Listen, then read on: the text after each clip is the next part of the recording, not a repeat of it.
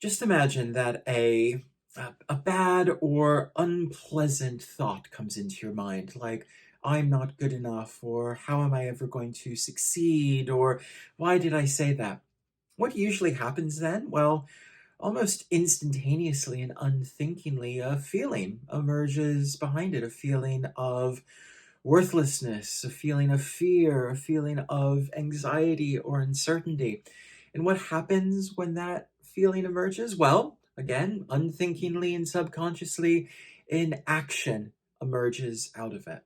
And what's so interesting about this cycle, the TFA cycle, the thought, feeling, action cycle, is that it's something that happens almost entirely without our awareness. But the important thing here is that we are able to short circuit this cycle so that when an unpleasant or an undesirable thought pops up into our mind, and they will, that's how our mind works, we don't have to find ourselves unthinkingly drawn toward an action or a behavior based entirely on a thought which may not be real. And that's what I want to talk about in this video today, how we can short circuit that TFA cycle using some really important teachings from Buddhist philosophy. More on that in a moment.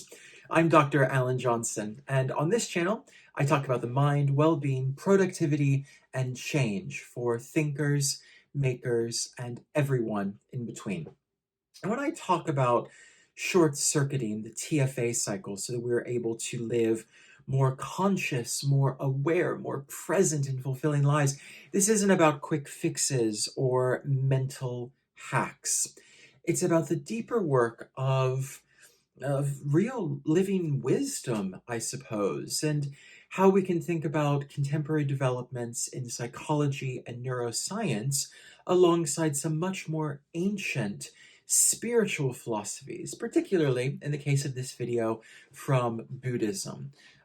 Five illusions, really, that Buddhist philosophy tells us that we use to create a sense of stability of self, which isn't actually there. But I first came across the thought, feeling, action cycle as a concept, not in a textbook or in a course, but during a really pleasant, long, restless night at a silent retreat center. So I had gone away by myself, and I was going to be there for a week and a half. And everyone had their own little private rooms, and meditation is largely done independently. You would go into the meditations room, at various times during your own cycle within the day. And I found myself really, really frustrated by the second day because I was battling this really significant rising tide of restlessness. I could meditate perfectly fine at home or at a meditation class in my community or anyplace else. But suddenly, in the context of this retreat center, I was getting frustrated. So all of these thoughts were coming up in my mind that I shouldn't feel like this, that I came here for peace, that I know how to meditate, and why am I not able to meditate here? And these thoughts began to lead to feelings of distress and fear and uncertainty. And the cool thing about this particular retreat center is that all of our rooms also had doors to the outside. So it was probably 10:30 or 11 at night in the middle of the summer, and I just went out and I was walking around in the grounds, and I was thinking about these feelings that were arising within me. And do you know what was really, really interesting? I took a different action in that point than my thoughts and feelings were encouraging me to. My thoughts of worthlessness, of not being good enough, my feelings of fear and distress, they were encouraging me to stay with them, to somehow lash out against them, to resist them, to deny them, to try to push them away. What did I do instead? I took a different action. I simply went outside for a walk. And do you know what that did?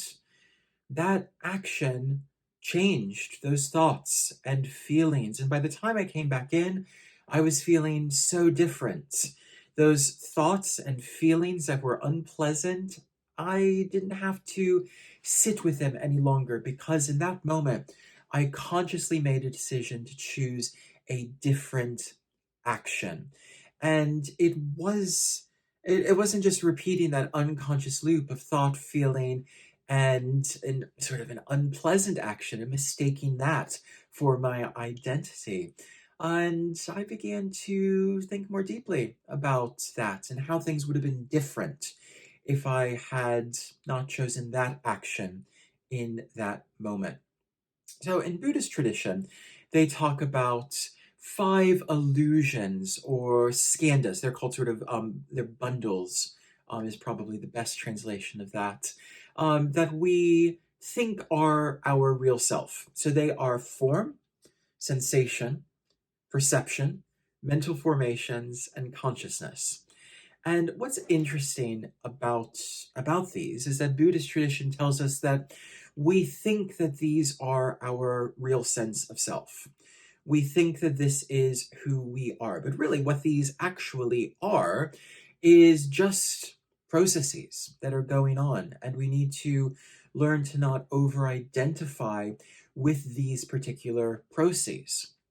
So when I was at that retreat center, I was initially becoming over-identified with these processes of mental formations and consciousness, but those weren't actually me. So when thoughts arise within us, thoughts like, I messed up, or I'm never going to be successful, those thoughts trigger a feeling, whether it's shame or defensiveness or urgency or an anger or lashing out.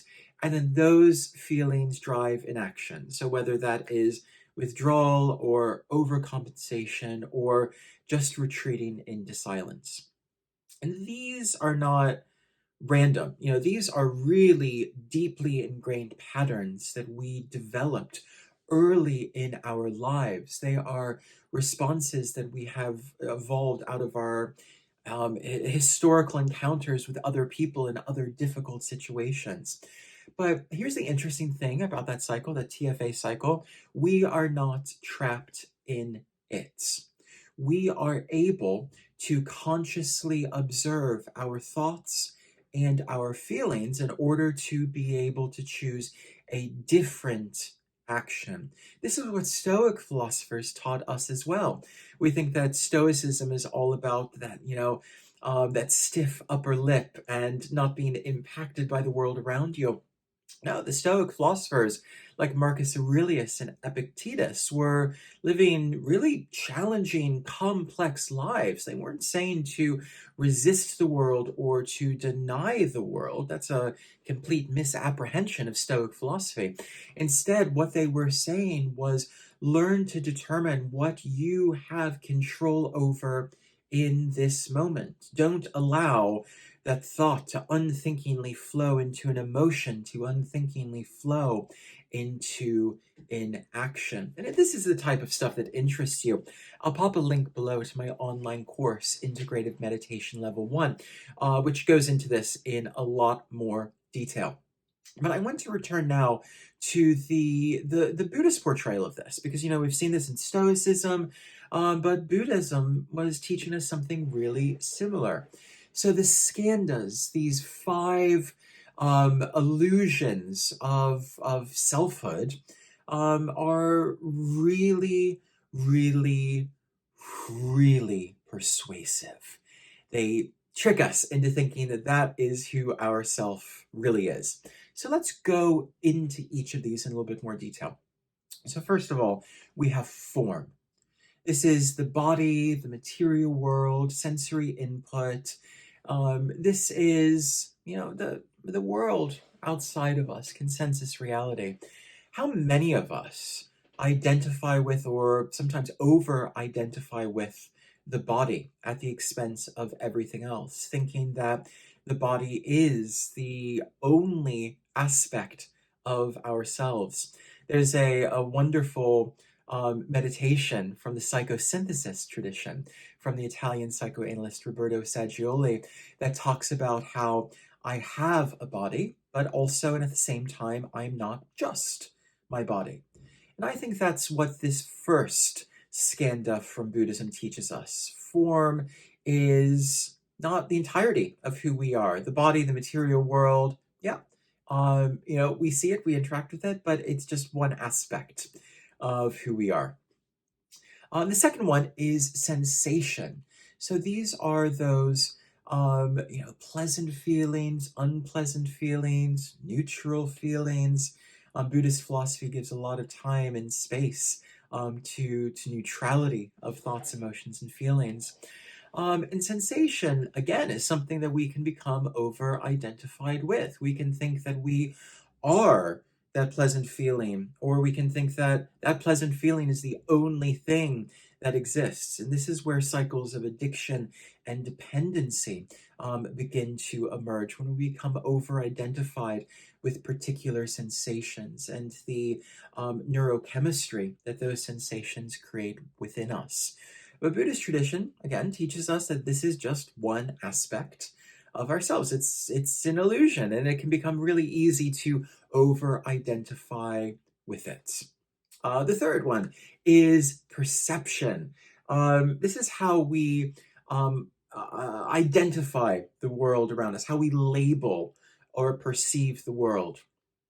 In mindfulness-based stress reduction, we refer to this as judgment. So we judge everything as good or bad, as a failure or a success. But again, we can very easily become over-identified with this form of perception, that if we perceive something as good, the entirety of it is good. If we perceive something as a failure, there is just a failure within it. There's no redeeming qualities or features within it. Mindfulness-based stress reduction reminds us that when we perceive or judge the world in this way, we are performing a really limiting mental shortcut, because we are reducing a huge amount of complexity to something that is either good or bad, that it is yes or no, that it is right or wrong. So this sense of perception is really, really deeply limiting to us. The next skanda is mental formations.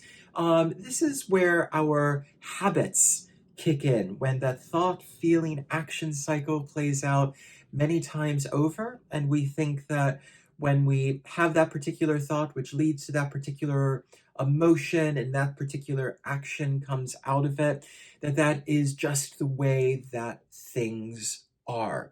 But once again, Buddhism teaches us that these mental formations are not the reality of us. They are just a nexus or node of a particular way of experiencing reality. And the final of these is consciousness.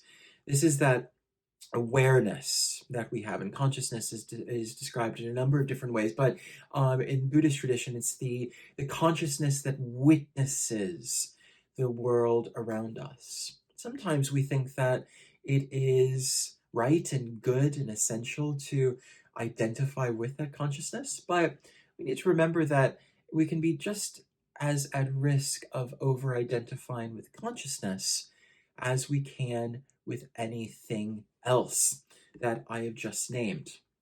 So what happens if we stop identifying with any of these particular skandhas? What if we instead tried practicing a form of contemplative inquiry, where we learn to just observe these, where we learn to observe these thoughts, and we learn to notice these feelings, and we paid attention to that sensation to act on something. And by noticing them, we learned that we don't have to just collapse into them, that we don't have to play out this cycle of thought, feeling, and action as if it is something inevitable.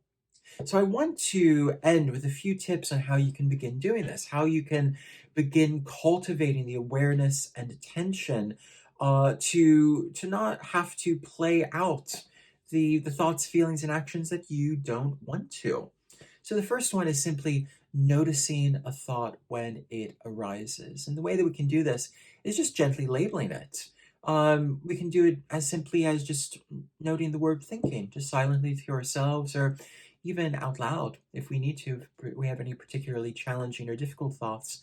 We can just notice it and we can just note the word thinking. And what that does is invites us to remember that that thought is not us. That thought is a temporary state. And while we can learn from that thought, while the thought might have important information to share with us, we are also not that thought. So labeling it is a useful reminder of that. When feelings or emotions arise in us, we can do something similar. We can label them or we can note them. But with emotions and sensations, there's perhaps something even more useful to do. Sometimes we can just sit with it. Even the unpleasant emotions or sensations of fear, uncertainty, of unwillingness, of desire, of greed, of any of these emotions that we don't want in our lives. Particularly with unpleasant or undesirable sensations, we have a tendency to push them away, to resist them, to deny them. And what happens when we do that? Well, they seem to develop an even stronger hold over us, leading to that automatic action that we don't want to take. So when we notice a sensation emerging, just stay with that feeling, feel it in the body, notice and be curious about where you feel it in the body. And then the third one is to pause before our action. So oftentimes we unthinkingly have a thought that arises that leads to an emotion, and then we jump into an action coming out of that emotion, whether we want to or not. We can begin to take that brief moment before our action, whether that's jumping to anger or rage towards someone else, or whether it's continuing to scroll on social media or to grab another handful of chips or whatever it might be. Rather than immediately falling into those automatic unthinking actions, what would it mean to act in alignment, not from impulse, but from a real place of integrity, by taking that brief pause in that moment and choosing a different action? And over time, that space between F and A, between feeling and action, can become fuller. And there's more opportunity within it, not to simply react, but to consciously choose your action. That space between feeling and action is really what we talk about when we talk about the presence of the present now. This is something we practice, we return to again and again and again. There's no mastery of doing this. It's something that we allow to unfold over time. And if this resonates with you, if you've been exploring that relationship between thoughts, feelings, and actions, and how we can more consciously choose our actions, leave a comment below and let me know what part of the TFA cycle speaks to you most on the journey right now. And for those of you who are, really walking this path, come, join me in that online course in the link below, where the teachings continue, where the practice of this deepens, and where this work of the soul really continues to unfold. I will see you next time.